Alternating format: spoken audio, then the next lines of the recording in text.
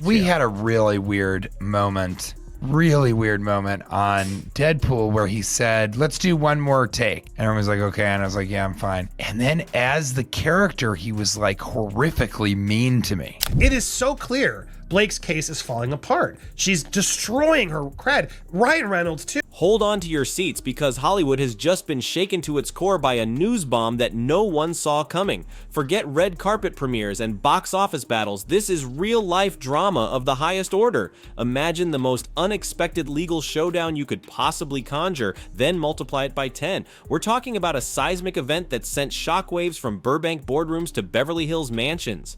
Marvel Studios, the undisputed king of cinematic universes, is reportedly suing beloved A-listers Blake Lively and Ryan Reynolds for a mind-boggling $1 billion. Yes, you heard that right. Billion with a B. The Justin Baldoni war with Blake Lively, which seems to me, initially I felt quite sorry for Blake Lively, then I've been reading all the messages, and it just seems like a pair of absolute weapons-grade narcissists. The moment the news wires crackled with this unbelievable story, it was as if a digital earthquake had struck the entertainment industry.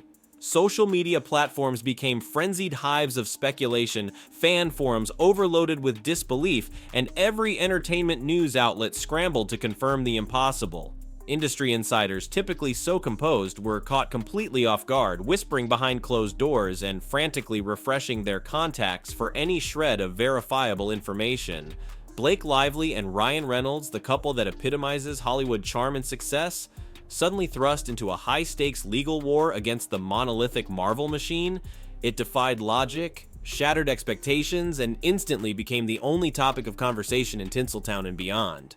It just blows my mind how dumb Blake Lively's team is, and how just, I guess, egocentric, maniacal that she thinks that she can tell the world, you didn't see what you actually saw with your eyes. It's insane. All through the text messages, you'll see over and over and over again him saying, I don't want to hurt her. I want to protect her. Let's give her what she wants. But what cataclysmic event could trigger such a dramatic and costly legal offensive? The answer, shrouded in secrecy, seems to lie within the confines of a clandestine Marvel initiative known only as Project Superhero Surge. Sources within the studio whisper of a top-priority, multifaceted project that was envisioned as a guaranteed financial triumph, a surefire home run for the superhero empire. Conjecture is rampant. Was it a revolutionary streaming platform designed to rival Netflix and Disney+? Perhaps a groundbreaking foray into immersive virtual reality experiences? Or maybe a colossal merchandising campaign poised to flood the global market? Whatever its nature, Superhero Surge was positioned as an infallible billion-dollar venture. Instead, according to emerging reports, it didn't just stumble, it imploded, it cratered. It became a financial black hole, swallowing vast sums and leaving behind losses of a truly catastrophic scale.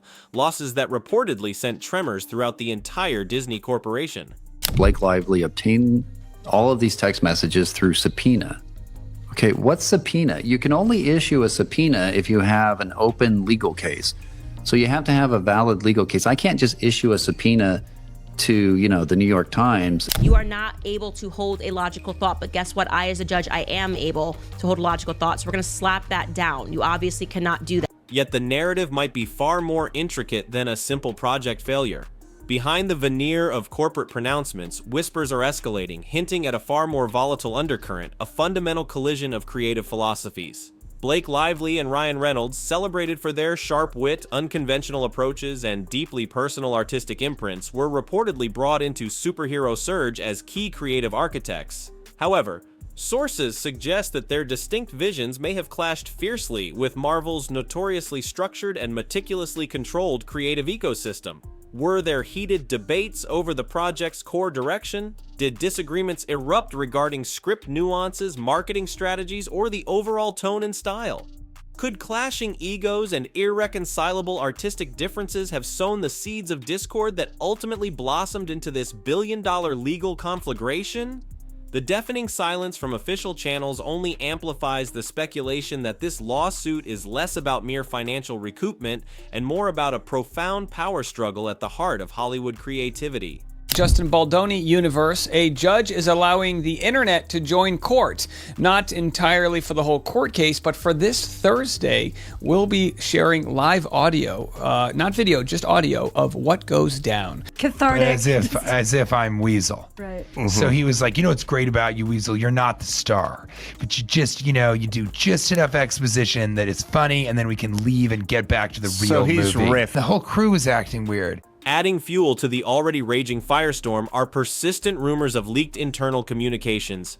Whispers circulate like wildfire about clandestine emails exchanged between studio executives and a now infamous internal memo allegedly circulating within the upper echelons of Marvel. These purported documents, if genuine, are rumored to contain explosive revelations about the genesis, development, and ultimate disintegration of superhero Surge. Do these digital breadcrumbs point towards specific individuals bearing responsibility?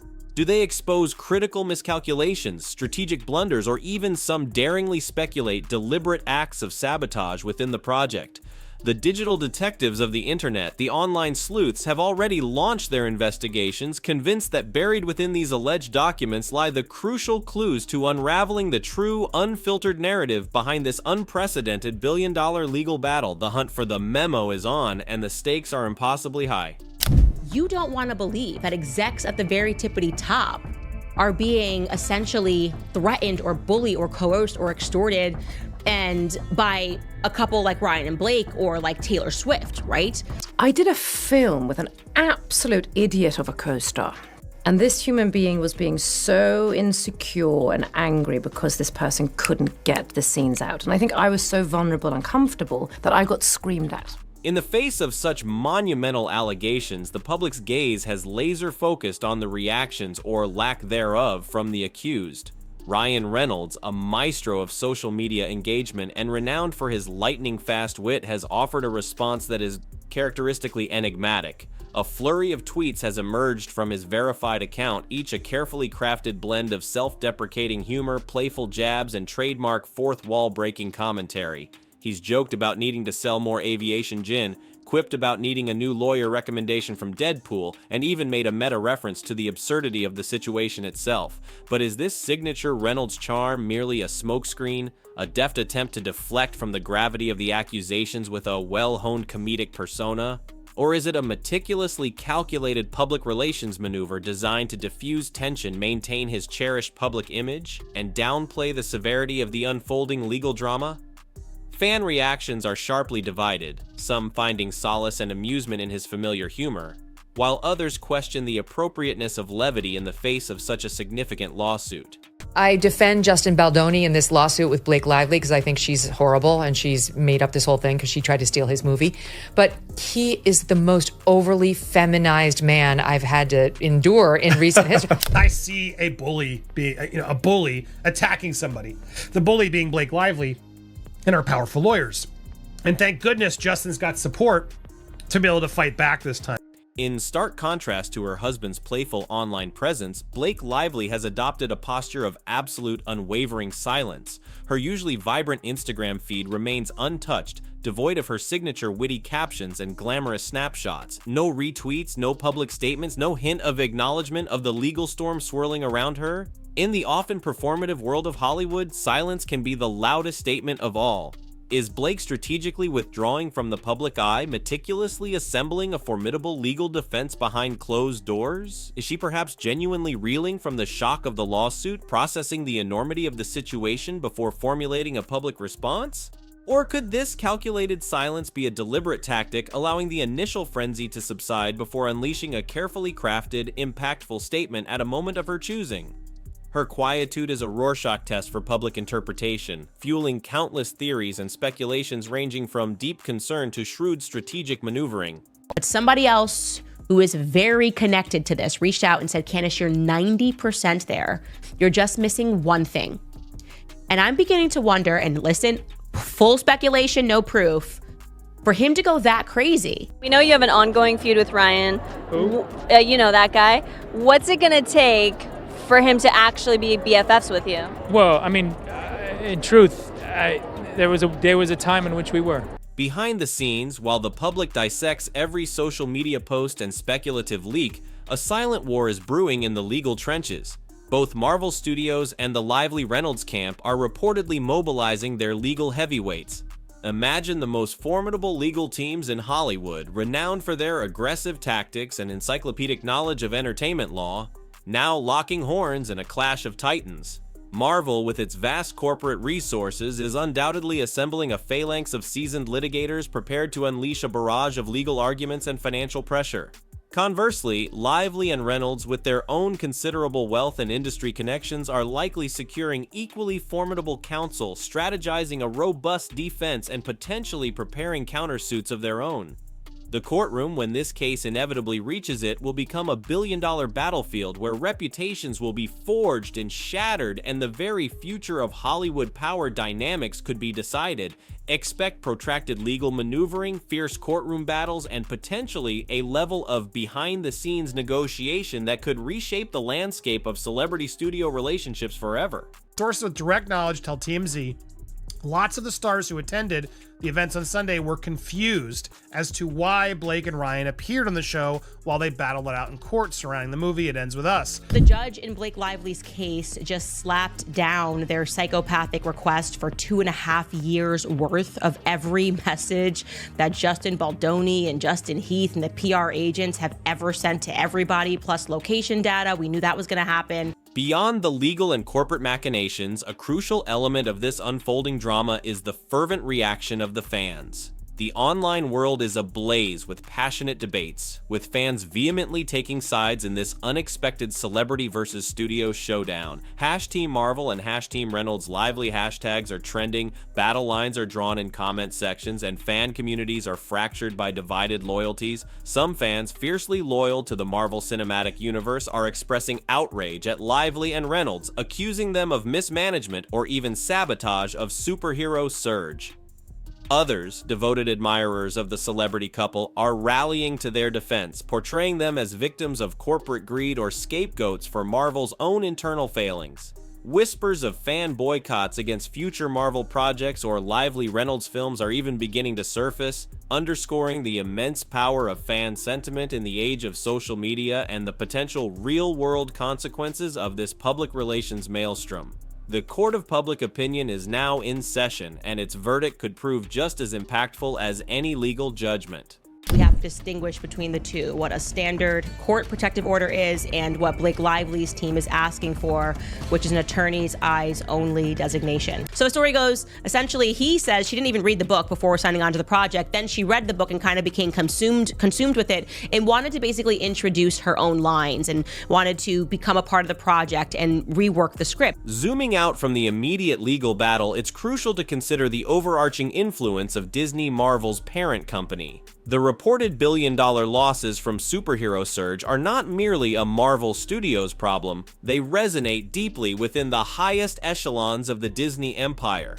Shareholders are undoubtedly demanding answers, corporate executives are facing intense scrutiny, and pressure from the very top is likely mounting to contain the damage and mitigate further financial fallout. Is Disney pushing for a swift and decisive legal victory, regardless of the potential PR fallout? Are they exploring behind-the-scenes settlements to avoid a protracted and potentially damaging public trial? Could internal power struggles within Disney itself be influencing Marvel's legal strategy?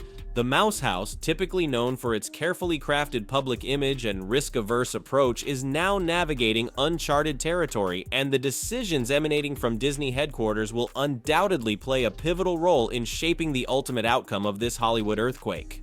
They weren't the first to do this. It was Blake Lively, it was Ryan Reynolds, this was their strategy, and now they kind of want to put the genie back in the bottle. But guess what? The genie does not want to go back in the bottle. The genie likes to be free, okay? Blake says she's so glad they did, but now she wants all other footage to not come forward.